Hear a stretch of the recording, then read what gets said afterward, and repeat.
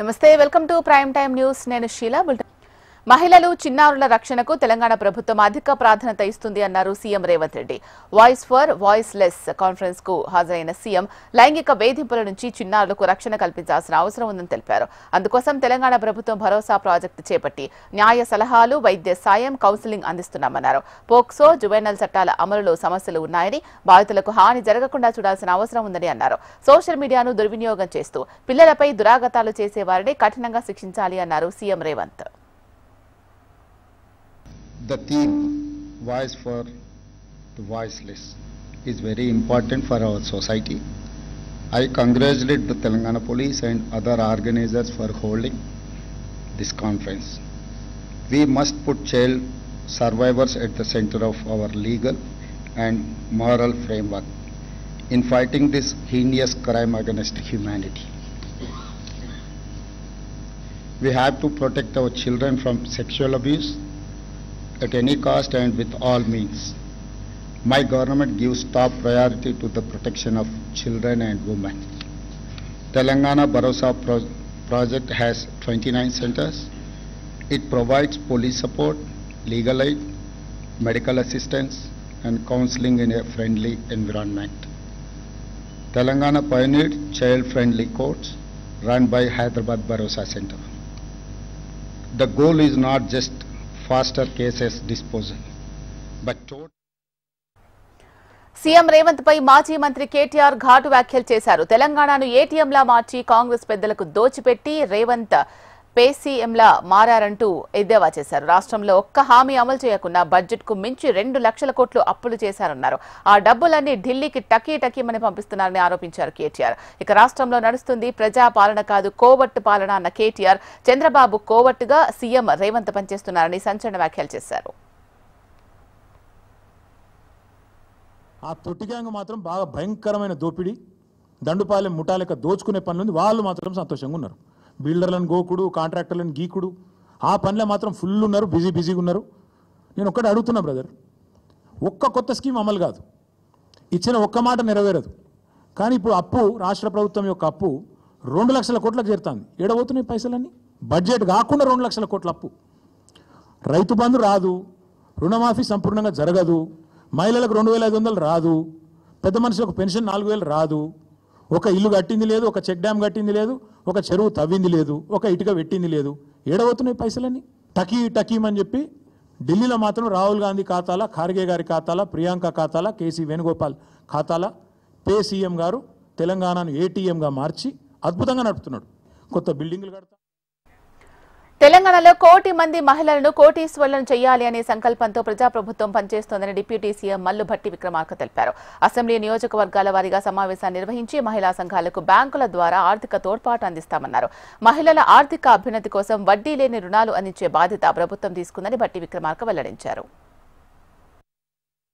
10 సంవత్సరాలు పరిపాలన చేసినటువంటి నాటి బీఆర్ఎస్ ప్రభుత్వం మహిళా సమాఖ్యలకు సంబంధించి వాళ్ళకి ఇవ్వాల్సినటువంటి వడ్డీ లేని రుణాలు కానీ లేకపోతే వాళ్ళని ప్రోత్సహించాల్సిన విధానాన్ని కానీ పూర్తిగా గాలికి వదిలేసి అసలు ఈ మహిళా సమాఖ్యలు రాష్ట్రంలో ఉన్నట్టు అనేటువంటి భావాన్ని కూడా పక్కన పెట్టేసి వదిలేసిన సంగతి కూడా నేను ప్రత్యేకంగా చెప్పాల్సినటువంటి అవసరం లేదు మీ అందరికీ తెలిసింది తిరిగి ప్రజాప్రభుత్వం అధికారంలోకి వచ్చిన తర్వాత కాంగ్రెస్ ప్రభుత్వం పెద్ద ఎత్తున మహిళల కోసం ఈ ప్రభుత్వం కట్టుబడి ముందుకు పోవాలన్నటువంటి ఆలోచనతోనే మళ్ళీ తిరిగి వడ్డీ లేని రుణాలని పెద్ద ఎత్తున ప్రోత్సహించి మీ ద్వారా రకరకాలైనటువంటి వ్యాపారాలు చేపించేటువంటి ప్రక్రియకి నాంది పలికిన విషయం కూడా మీ అందరికీ తెలిసినటువంటి విషయమే ఇంకా ఎక్కడెక్కడైతే అవకాశాలు ఉన్నాయి ప్రతి దగ్గర కూడా ఆ వ్యాపార కేంద్రాలని సాధ్యమైనంత వరకు మహిళా సమాఖ్యలకు అందించి తద్వారా వాళ్ళకి ఆర్థిక ఉపాధి కల్పించాలనేటువంటి ఒక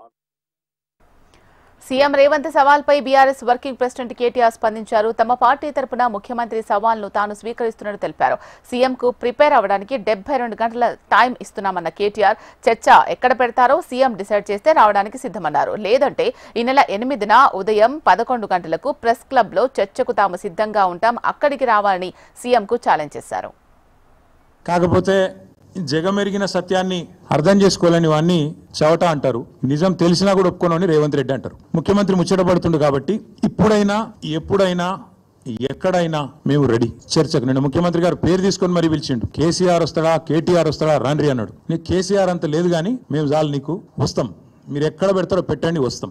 కాకపోతే మేమంటే ఎప్పటికప్పుడు రెడీగా ఉంటాం, ఎందుకంటే ఇలా 10 ఏళ్ళు మునిగి తేలిన వాళ్ళం కాబట్టి మేము ఎప్పుడు రెడీ. కాకపోతే మీకు కొద్దిగా ప్రిపరేషన్ టైం.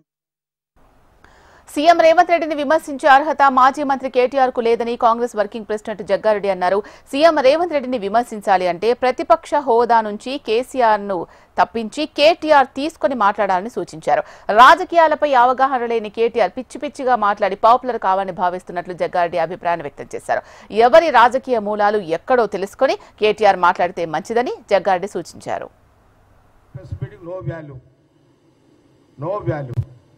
నీకంత షోక్ ఉంటే నేను కూడా చెప్తానండి, నీకు డైరెక్ట్గా సీఎం రేవంత్ రెడ్డి ఛాలెంజ్ చేసే ఎలాంటి రైట్స్ కేటీఆర్కి లేవు. నీకు రైట్స్ కావాలి అంటే మీ నాయన ప్రతిపక్ష హోదా దించు, నువ్వు ప్రతిపక్ష హోదా తీసుకో, అప్పుడు సీఎం రేవంత్ రెడ్డి గారితో మాట్లాడు, అప్పుడు దానికి జవాబు కాంగ్రెస్ పార్టీ మేము చెప్తాం. ఆయన బీఆర్ఎస్ వర్కింగ్ ప్రెసిడెంట్ కేటీఆర్ వ్యాఖ్యలకు మంత్రి సీతక్క కౌంటర్ ఇచ్చారు. సీఎం రేవంత్ రెడ్డి విసిరిన సవాల్ కేటీఆర్ కు అర్థం కానట్లుంది అన్నారు. విదేశాల్లో ఉన్న కేటీఆర్ తాను తెలంగాణకు వచ్చినట్టు చెప్పేందుకు ప్రెస్ మీట్ పెట్టినట్టుగా ఉందని ఎద్దేవా చేశారు. కేటీఆర్ గుర్తింపు సమస్యతో బాధపడుతున్నట్టున్నారు, ఏం మాట్లాడుతున్నారో ఆయనకు అర్థం కావడం లేదు అన్నారు. అసెంబ్లీలో చర్చిద్దాం రా అంటే ప్రెస్ క్లబ్ కు రమ్మనడం ఏంటి అన్నారు. ప్రజలు ఎమ్మెల్యేలుగా ఎన్నుకున్నది ప్రెస్ క్లబ్ లో చర్చించడానికి కాదు అన్నారు. 72 గంటల డెడ్ లైన్ అంటూ అర్థం పర్థం లేని మాటలు మాట్లాడుతున్నారంటూ మంత్రి సీతక్క మండిపడ్డారు. డెడ్ లైన్ పెట్టడం విడ్డూరంగా ఉంది అన్నారు. సొంత చెల్లెలే నాయకుడిగా గుర్తించడం లేదని విమర్శించారు. ప్రతిపక్ష నాయకుడు అసెంబ్లీకి రాడా, సమస్యలపై చర్చిద్దాం రా అంటే భయం ఎందుకని ప్రశ్నించారు.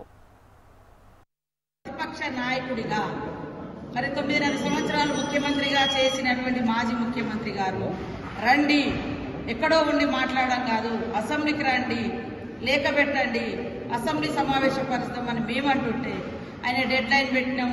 ఈ డెడ్ లైన్ల కోసం ఇక్కడ ఎవరు వెయిటింగ్ లో లేరు. మేము పెట్టిన డెడ్ లైన్ అసెంబ్లీ వేదిక. అసెంబ్లీకి వచ్చి ప్రజల సమస్యలు చర్చించాల్సినటువంటి అవసరం ఉన్నటువంటి ఒక ప్రతిపక్ష నాయకుడు బయటికి రాకుండా ఆయననేమో ఫామ్ హౌస్లలో ఉంటారు, మీరేమో విదేశాలలో తిరుగుతారు, మీ చెల్లెనేమో జైలు సమస్యతో. తెలంగాణలో నిర్మాణంలో ఉన్న ఆసుపత్రి భవన నిర్మాణాలను త్వరితగతిన పూర్తి చేయాలని ఆరోగ్య వైద్య శాఖ మంత్రి దామోదర రాజనరసింహ ఆదేశించారు. Sanath Nagar, Alwal, Kothapet TIMS hospital, Warangal multi super speciality hospital నిర్మాణ పనులపై ఉన్నతాధికారులతో సమీక్షించారు. ఈ సమీక్షలో ఆరోగ్య శాఖ, R&B శాఖ ఉన్నతాధికారులతో సుదీర్ఘంగా చర్చించారు. నిర్మాణ పనులను పూర్తి చేసేందుకు చర్యలు తీసుకోవాలి అన్నారు. హాస్పిటల్ల సివిల్ వర్క్స్, ఎక్విప్మెంట్, డాక్టర్లు, సిబ్బంది నియామకం తదితర అంశాలపై అధికారులకు మంత్రి దిశానిర్దేశం చేశారు.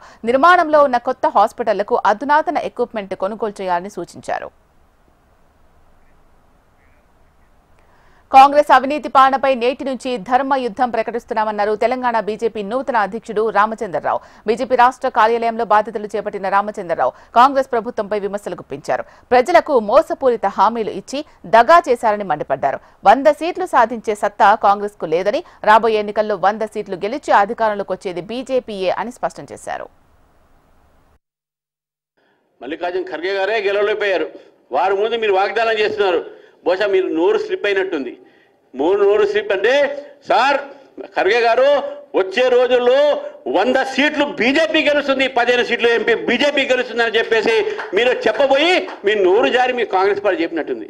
ఈరోజు తెలంగాణలో పరిస్థితి కూడా ప్రజలు 100 అసెంబ్లీ సీట్లు బీజేపీకి ఇవ్వడానికి సిద్ధంగా ఉన్నారు, 15 పార్లమెంట్ సీట్లు బీజేపీకి ఇవ్వడానికి సిద్ధంగా ఉన్నారు.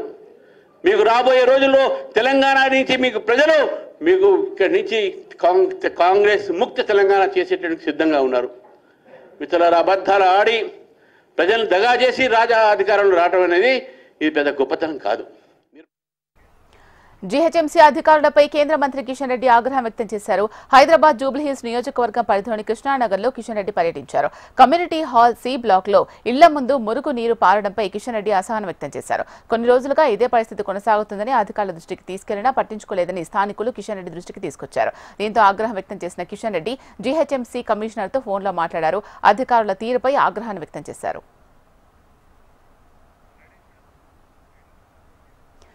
రేపు సాయంత్రం ఢిల్లీకి వెళ్లబోతున్నారు సీఎం రేవంత్ రెడ్డి. 2 రోజుల పాటు ఆయన ఢిల్లీలో పర్యటించనున్నారు. ఈ క్రమంలో పలువురు కేంద్ర మంత్రులను సీఎం రేవంత్ రెడ్డి కలిసే అవకాశం ఉంది. రాష్ట్రానికి పెండింగ్ నిధులతో పాటు పలు అంశాలపై కేంద్ర మంత్రులతో సీఎం రేవంత్ చర్చిస్తారని తెలుస్తోంది.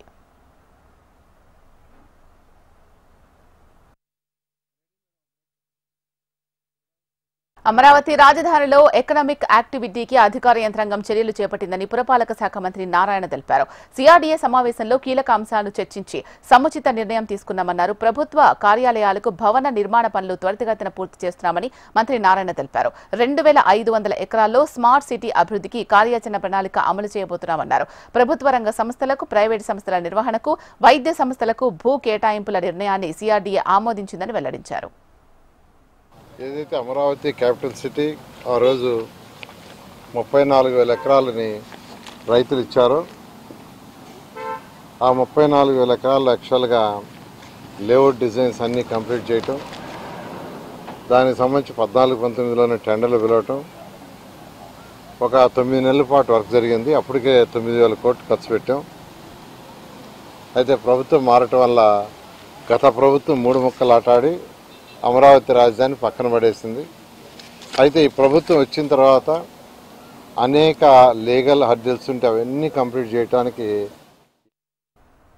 గత ప్రభుత్వం ఆర్థికంగా కోలుకోలేని దెబ్బతీసిందని ఏపీ మంత్రి అచ్చెన్నాయుడు అన్నారు. శ్రీకాకుళంలో పర్యటించిన మంత్రి సీఎన్జీ బంక్ ను ప్రారంభించారు. కలెక్టరేట్లో నిర్వహించిన స్వర్ణాంధ్ర 2047 కార్యక్రమంలో పాల్గొన్నారు. కూటమి ప్రభుత్వం ఏర్పడి ఏడాది పూర్తయిన సందర్భంగా గ్రామాల్లో పర్యటిస్తున్న టీడీపీ ప్రజా ప్రతినిధులకు ప్రజలు నీరాజనాలు పలుకుతున్నారని చెప్పారు. గత 5 ఏళ్లు అధికారంలో ఉన్న ప్రభుత్వం రాష్ట్రాన్ని అధోగతి పట్టించాలని విమర్శించారు. అన్నా క్యాంటీన్ ద్వారా పేదలకు భోజనం, మహిళలకు డబ్బులు వేస్తున్నామని, సిలిండర్లు అందజేస్తున్నామని, ఇవన్నీ తామిచ్చిన హామీలు కావా అని అచ్చెన్నాయుడు ప్రశ్నించారు. 1 సంవత్సరం పూర్తయినటువంటి సందర్భంలో ముఖ్యమంత్రి చంద్రబాబు నాయుడు ఆదేశాల మేరకు తెలుగుదేశం పార్టీ శాసనసభ్యులందరూ కూడా గ్రామాలకు వెళ్తున్నారు. అందులో నేను కూడా ఒక శాసనసభ్యుడిగా 4వ రోజు ఈ రోజు పూర్తి చేశాను. నేను 6 సార్లు ఎమ్మెల్యేగా గెలిచాను. నిరంతరం ప్రజల మధ్యన ఉన్నటువంటి వ్యక్తిని. కానీ ఈరోజు గ్రామాలకు వెళ్తుంటే ప్రజలు నీరాజనాలు పలుకుతున్నారు. దానికి కారణం ఏమిటంటే ఎవరు ఊహించిన విధంగా, ఎందుకంటే గత ప్రభుత్వం వ్యవస్థల్ని చిన్నాభిన్నం చేసింది. విజయనగరం జిల్లా మెంటాడలో మంత్రి గుమ్మడి సంధ్యారాణి తొలి అడుగు కార్యక్రమం నిర్వహించారు. గ్రామంలోకి వెళ్లగానే మహిళలు మంగళహారతులు పట్టి ఘనంగా స్వాగతించారు. ఇంటింటికి వెళ్లి ప్రభుత్వ పథకాలు అందుతున్నాయా లేవా అని అడిగి తెలుసుకున్నారు. ప్రజలతో మమేకమయ్యారు. బట్టలను ఇస్త్రీ చేసి మంత్రి సంధ్యారాణి అందరినీ ఆకట్టుకున్నారు. చంద్రబాబు నాయుడు 4 సార్లు ముఖ్యమంత్రిగా అయిన తర్వాత తొలి సంవత్సర పాలన పూర్తయిన నేపథ్యాన్ని మంత్రి సంధ్యారాణి ప్రస్తావించారు. యువ నాయకుడు లోకేష్ విప్లవాత్మక మార్పులు తెచ్చారని గుర్తు చేశారు. 4.1 అంటే ఏమిటి? 4.1 అని చాలా మందికి అనుమానం ఉంది. 4.1 అంటే 4.1. 4 అంటే 4 సార్లు చంద్రబాబు నాయుడు గారు ముఖ్యమంత్రి అయ్యారు. 1 అంటే 1 సంవత్సరం పూర్తయింది. థింగ్స్ అన్ని కూడా 5 సంవత్సరాల్లో ఎప్పుడు జరగనంత మనకి అభివృద్ధి, సంక్షేమం జరిగింది. గత 5 సంవత్సరాలు పూర్తిగా అవినీతిమయమైపోయి పూర్తిగా మనం ఎన్ని ఇబ్బందులు పడుతూ వాళ్ళు ఆ రోజు అందరినీ కక్ష సాధింపు చర్యలతో పూర్తిగా జైల్లో పెట్టడం గత ప్రభుత్వం తాలూకు విధైతే, ఈ ప్రభుత్వం ఈ సంవత్సర కాలంలో ఎన్నో అభివృద్ధి సంక్షేమాలు చేస్తూ ముందుకు వెళ్లడమే ఈ రోజు మా కూటమి ప్రభుత్వం లక్ష్యం. ఈ రోజు యువ నాయకులు లోకేష్ బాబు గారు పెను మార్పులు తీసుకొచ్చి విద్యార్థులందరికీ కూడా మంచి భవిష్యత్తు ఇవ్వాలని మంచి బుక్స్, బట్టలు, అలాగే మంచి యూనిఫాము, మంచి బ్యాగు, దిష్టి బొమ్మల ఫోటోలు లేకుండా ఈ రోజు ఇవ్వడం జరుగుతుంది. ఈ రోజు కూటమి ప్రభుత్వ పాలనలో ప్రజలకు సంక్షేమ పథకాలు అందుతున్నాయా లేదా అని హోంమంత్రి అనిత క్షేత్రస్థాయిలో అడిగి తెలుసుకున్నారు.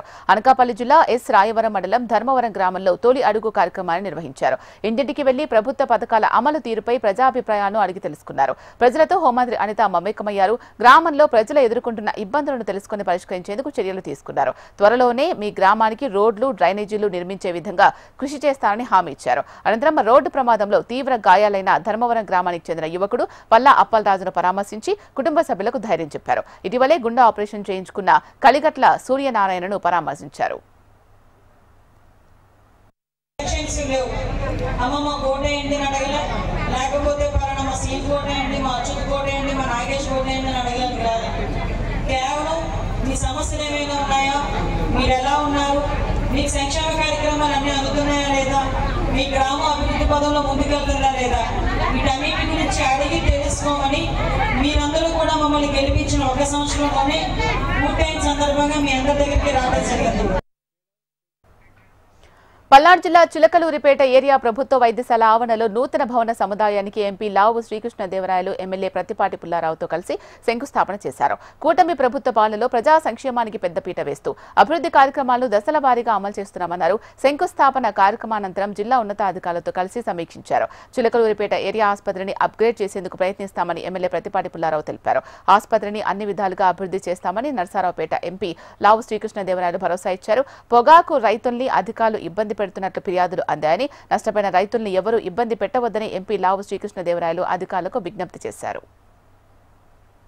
కూటమి ప్రభుత్వంలో చంద్రబాబు గారి యొక్క నాయకత్వంలో లోకేష్ బాబు ఆధ్వర్యంలో ఈ హాస్పిటల్కి 100 బెడ్లు అన్ని రకాల ఫెసిలిటీస్ సౌకర్యాలు, ఎక్విప్మెంట్ కావచ్చు, కాంపౌండ్ వాల్ కావచ్చు, షెడ్స్ కావచ్చు, ఏదైతే లోటుపాట్లు ఉన్నాయో, ఏదైతే డెఫిషియన్సీ ఉందో ఎక్విప్మెంట్ అన్నీ కూడా ఈ 10 కోట్ల రూపాయల్లో అన్ని హంగులతోటి పూర్తిగా అయ్యేటువంటి దానికి 10 కోట్ల రూపాయలు శాంక్షన్ చేయడం జరిగింది.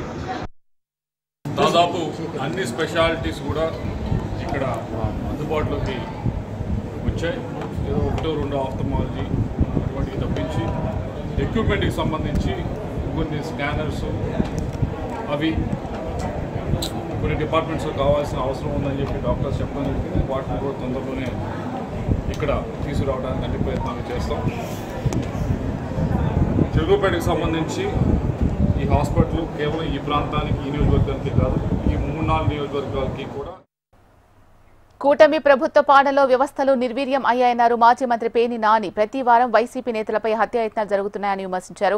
రాజకీయ సైకోలు బజార్లలో తిరుగుతున్నా పట్టించుకోవాల్సిన పోలీసు వ్యవస్థ నిర్వీర్యం చేశారని మండిపడ్డారు. పక్షపాతం లేకుండా పాలన చేస్తారని ప్రమాణం చేసిన సీఎం ఏడాది కాలంగా ఎలాంటి పరిపాలన చేస్తున్నారని, మనుషులను హత్య చేయడమే సుపరిపాలన అంటారా అని ప్రశ్నించారు. గన్నవరం మాజీ ఎమ్మెల్యే వల్లభనేని వంశీ ఇంటికి గుడివాడ మాజీ ఎమ్మెల్యే కొడాలి నాని వెళ్లారు. వంశీని కలిసి పరామర్శించారు. పలు కేసుల్లో సుమారు 4 నెలల పాటు విజయవాడ జిల్లా జైల్లో రిమాండ్ ఖైదీగా ఉన్న వంశీ ఇటీవల బెయిల్ రావడంతో జైలు నుంచి విడుదలయ్యారు. ఈ నేపథ్యంలో ఉంగుటూరు మండలం తేలప్రోలులో నివాసముంటున్న వంశీ ఇంటికి కొడాలి నాని, పేర్ని నాని వెళ్లారు. వల్లభనేని వంశీని పరామర్శించి కాసేపు ముచ్చరించారు. మామిడి రైతులు పడుతున్న కష్టాలను చూసేందుకు వైసీపీ అధినేత మాజీ సీఎం జగన్ చిత్తూరు జిల్లాలో పర్యటించనున్న నేపథ్యంలో కూటమి నాయకులకు భయం పట్టుకుందని వైసీపీ నేత భూమన కరుణాకర్ రెడ్డి అన్నారు. బంగారుపాళ్యంలో జగన్ పర్యటన రద్దు అంటూ టీడీపీ శ్రేణులు అబద్దపు ప్రచారం చేస్తున్నారని అన్నారు.